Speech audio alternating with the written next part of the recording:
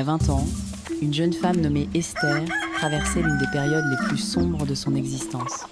Elle venait d'un village modeste et avait grandi dans une famille très stricte. Lorsqu'elle tomba enceinte hors mariage, sa famille la rejeta immédiatement. Le père des enfants refusa toute responsabilité et disparut sans laisser de traces.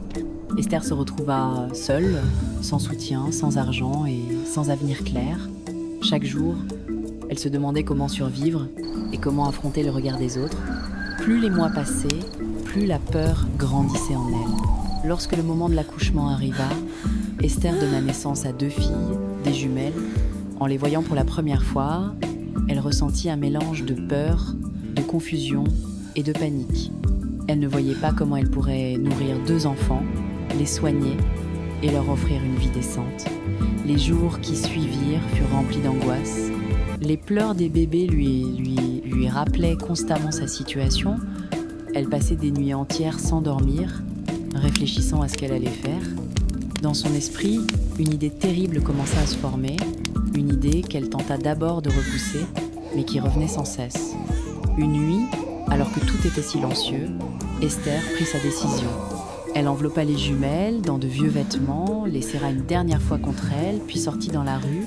Il faisait sombre, l'air était frais et la ville semblait endormie. Elle marcha longtemps, le cœur battant très fort, jusqu'à arriver devant un portail abandonné. À côté de ce portail se trouvait une grande poubelle métallique. Esther s'arrêta. Elle resta là pendant plusieurs minutes, incapable de bouger. Les bébés remuaient légèrement. Finalement, avec des mains tremblantes, elle ouvrit le couvercle, déposa les jumelles à l'intérieur et referma rapidement. Sans se retourner, elle s'éloigna, le cœur lourd, mais convaincue qu'elle n'avait pas d'autre choix. Elle monta plus tard dans un bus et quitta le quartier, décidée à oublier ce qu'elle venait de faire. Peu de temps après, une femme sans domicile fixe, connue dans le quartier pour fouiller les poubelles à la recherche de nourriture, passa près de cet endroit. Cette femme vivait dans la rue depuis plusieurs années. Elle n'avait plus de famille, plus de repères, mais elle continuait à se battre pour survivre. En s'approchant de la poubelle, elle entendit des pleurs faibles. Surprisée, elle ouvrit le couvercle et découvrit 2 bébés. Elle resta figée pendant quelques secondes, puis les prit doucement dans ses bras. Malgré son état mental fragile, son cœur fut touché. Elle les emmena dans son petit abri, fait de carton et de tissu usé. Elle fit de son mieux pour les réchauffer et les calmer. Cette nuit-là, elle veilla sur elles comme elle le pouvait. Au petit matin, un homme appelé Monsieur Sam passait par là. Il se rendait à son travail et remarqua la femme assise avec les bébés. En s'approchant, il comprit immédiatement que les enfants avaient été abandonnés. Monsieur Sam n'était pas un homme riche. Il travaillait comme chauffeur de minibus et menait une vie simple. Quelques années plus tôt, il avait perdu ses propres jumeaux dans un terrible accident de la route. Cette perte l'avait profondément marqué. En voyant ses bébés, il eut l'impression que la vie lui donnait une seconde chance. Monsieur Sam décida de prendre les enfants avec lui. Il les emmena chez lui, les lava soigneusement et chercha de quoi les nourrir. Il leur donna des noms, Lucie et Célestina. Ce jour-là, il prit une décision qui allait changer toute sa vie. Sa fiancée, lorsqu'elle apprit la situation, refusa catégoriquement d'élever des enfants abandonnés. Elle considérait cela comme un fardeau. Malgré les explications de Sam, elle mit fin à leur relation et quitta la maison.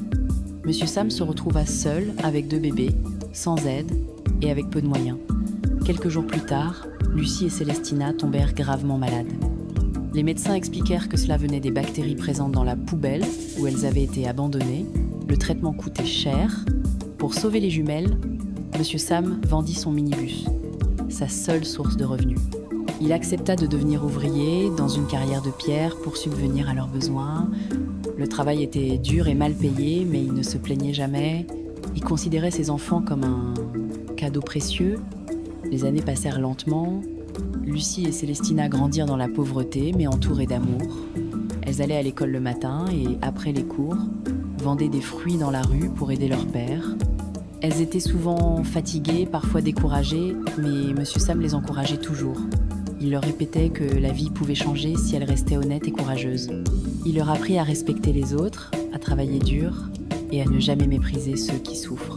À l'adolescence, les jumelles rencontrèrent de nombreuses difficultés scolaires. Elles échouèrent à certains examens importants, Elles rentrèrent un jour à la maison en pleurant, convaincues d'avoir déçu leur père. Monsieur Sam les consola et leur expliqua que l'échec faisait partie de la vie. Il leur dit que le plus important était de ne jamais abandonner. Touchées par ces paroles, Lucie et Célestina décidèrent de se concentrer sur leur petit commerce de fruits. Petit à petit, leur activité se développa. Elles commencèrent à acheter en plus grande quantité, puis à vendre à d'autres commerçants. Avec le temps, leur sérieux et leur honnêteté leur attirèrent la confiance de nombreux clients, leur commerce prospéra. Elles ouvrirent un dépôt et commencèrent à distribuer des fruits dans plusieurs régions. Leur situation financière s'améliora considérablement. Elles offrirent à Monsieur Sam une vie plus confortable et le retirèrent du travail pénible qu'il faisait depuis tant d'années. Si tu crois que la persévérance et le travail peuvent changer un destin, laisse un like maintenant. Pendant ce temps, Esther, la mère biologique, vivait une réalité très différente. Les années avaient passé et la vie qu'elle espérait n'était jamais arrivée. Elle avait connu des périodes de fête, mais aussi beaucoup de souffrances. Sa santé se détériorait et elle se retrouva sans argent. Elle dut vendre des fruits dans la rue pour survivre. Un jour, poussée par le besoin, elle se rendit dans un grand dépôt de fruits pour demander de l'aide. Sans le savoir, elle entra dans l'entreprise dirigée par Lucie et Célestina. Les jumelles, ne connaissant pas son identité, furent touchées par sa situation et lui donnèrent des fruits à vendre. Esther repartit émue, sans imaginer la vérité. Quelques mois plus tard, Esther fut impliquée dans une affaire liée à son passé et se retrouva devant le tribunal. L'affaire attira l'attention du public. À la surprise générale, Lucie et Célestina étaient impliquées dans le dossier. Au cours du procès, elles racontèrent leur histoire, l'abandon, la poubelle, les années de souffrance et le combat pour survivre. En entendant les détails, Esther comprit peu à peu que ces femmes étaient les jumelles qu'elle avait abandonnées.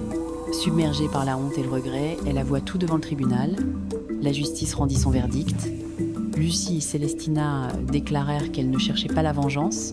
Elles expliquèrent qu'elles voulaient simplement que la vérité soit connue et reconnue. Elles choisirent de pardonner, non pas pour Esther, mais pour se libérer du poids de la haine. Cette décision surprit beaucoup de personnes, mais elle montra leur maturité et leur force intérieure. Après le procès, Esther tomba gravement malade. Son corps affaibli ne supporta pas le choc émotionnel. Elle mourut quelque temps plus tard. Lucie et Célestina assistèrent à son enterrement avec respect, sans colère ni rancune. Elles comprirent que la vie avait déjà rendu son jugement. Lucie et Célestina continuèrent leur vie entourées de Monsieur Sam et de la femme qui les avait sauvées lorsqu'elles étaient bébés. Elles prirent soin de cette femme et lui offrirent un foyer. Elles réalisèrent que la vraie famille n'est pas toujours celle du sang, mais celle qui choisit de rester, de protéger et d'aimer. Si cette histoire t'a touché, abonne-toi à la chaîne, laisse un like, partage cette vidéo autour de toi et écris en commentaire ce que tu en penses. Ton soutien est très important pour nous. Merci d'avoir pris le temps d'écouter cette histoire. Que Dieu te bénisse et te garde.